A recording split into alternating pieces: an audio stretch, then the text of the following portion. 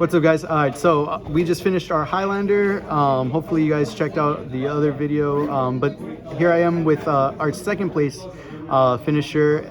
He's playing zombies, and it was pretty cool to watch his gameplay. So what's your name, man? Ruben Santana, coming from San Diego all the way to LA, so here to represent.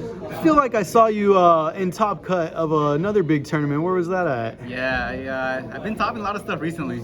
I got top in the YCS in Sacramento, actually finished first in Swiss, and then I've been topping on a lot of 3v3s in the LA area. Yeah, I know your team is pretty good. Yeah. Your team's pretty good at Yu-Gi-Oh, man. Yeah. So no surprise to see you finishing up very highly at this tournament. So here's a list. If you want to go through any important cards or big cards that you felt. Obviously, in this Highlander tournament, everything's limited to one, with the exception of banned cards. Yeah.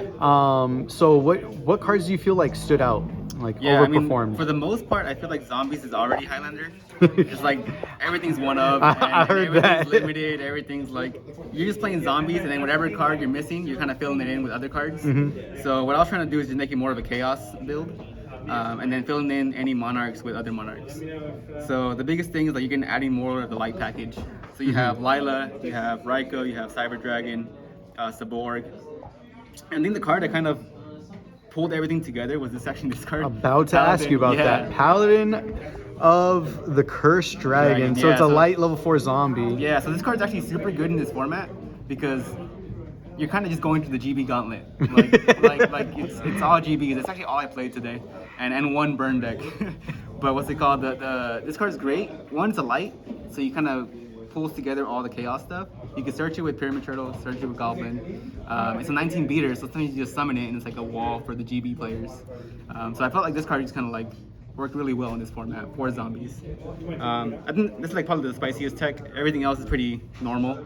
Kind of just playing as many traps as you can because you're trying to build a wall also, trying to protect your stuff. The one thing I wish I did is actually main deck more like removal stuff for GBs. Like I feel like DDS Alien should be in the main, and that's the one card I kind of wished was in the main. But everything else performed pretty well. I saw you added that psychic package. How did the psychic package do? Like anytime you activated E-Telly, like it looked like you were popping off. And you were comboing. The psychic package is great. Like one, Creebon's is also anti-GBs because it negates attacks. It's also dark, so you can search it. And then when you're setting up a play, the E-Telly gets you either level 2 or level 3. So you can choose to go into Black Rose if you really need it, or you can go into like a level 6 and go into like the zombie plays with like Rio, Mizuki, whatever you need. Or if you have a Monarch already on board. Yeah, exactly. It's out comes the number 8 for a Monarch, so it kind of helps that out too. I think the psychic package is really good in this format because normally you'll play the diva, but you can't play 2 divas. So yeah, it's really hard. You're gonna play 1 diva, 1 Gilman, and just like be sad. Yeah, and you need tuners, right? So you need the psychic stuff. You need Gale and Plague, right? It's kind of like your only cards to get into synchro. How'd you like your side deck? Did you feel like your side deck was adequately prepared for what you saw today? I saw the Kree do a lot of work. When I was siding into GBs, I think like 10 of these went in. Just because like, my side was kind of based on GBs, because I think that's the worst matchup for this deck too. And you went undefeated during Swiss, right? Yeah. So I went undefeated, finished 4-0, yeah, and then went into the top cut. I think, I don't know, and it's kind of weird the way you kind of have to build a side deck in Highlander. One, because you don't know what you're going to expect. Everyone's like playing different stuff. But you need just a bunch of 1-for-1 removal, right? So it's like Smashing Seers by the Soul Takers, Compulse. This card's nasty too against GBs, right? Oh yeah, Jiu-Jitsu Master. Like I saw people when they were putting in that Warrior toolbox with the GBs, some people were citing like Mystic Swordsman level 2 to be able to deal with that, or the Grandmaster Ninja Sasuke to be able to deal with it when it's face up. Yeah, because that works really well against us too, because we set a lot of stuff. Yeah, Master's tough to work against. Yeah, it seems really good. So this card was pretty good. Oppression was really good too. Even though like it hurts me too, you basically just set up a board, and then once you put a big body on the way, and they have to like somehow try to special summon to get rid of it. Then you oppress them, and then it's like it's over. GG, but for the most part, it kind of just plays like zombies. It's a little slower. You're kind of doing a lot more 1-for-1 trades. I also don't really like recruiters in general. Like a lot of people were playing like Giant Rat or like Mystic Tomato in like Highlander style zombies to make up for the extra pyramid turtles. But it feels very slow. It feels like you're kind of waiting for them to attack you rather than you attacking them.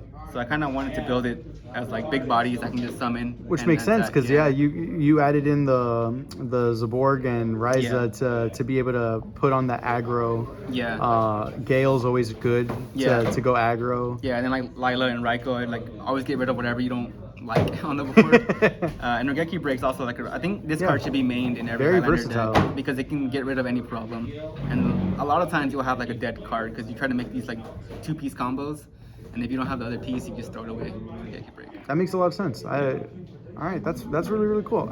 Anything else that you would like to mention about the tournament or people that helped you test? Anything at all? I didn't have a lot of time to test. The only person I actually tested was Min, so he also came to this tournament.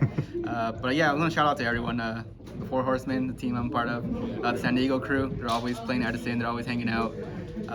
Just everyone that I play with. Shout out to you guys. All right, that's awesome. Oh, and what was your pricing?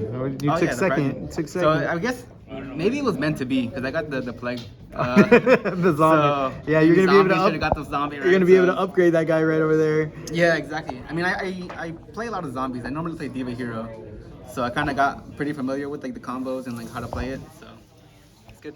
Well, I'm really happy for you. You put in a lot of work and to be able to get the results to showcase for it. It's always good to see the grinders succeeding. Yeah, definitely. Well, thank you very much for attending the tournament. Good job, and hope to see you at the next tournament that we host. Man. Shout out to you too for hosting these tournaments. We definitely need more people to show up. These are sick ass tournaments, so definitely come out. We're always having a lot of fun. So if you're in the area, shoot through. Thank you for that, man. I appreciate you. All right, man. Until next time. Peace. All right.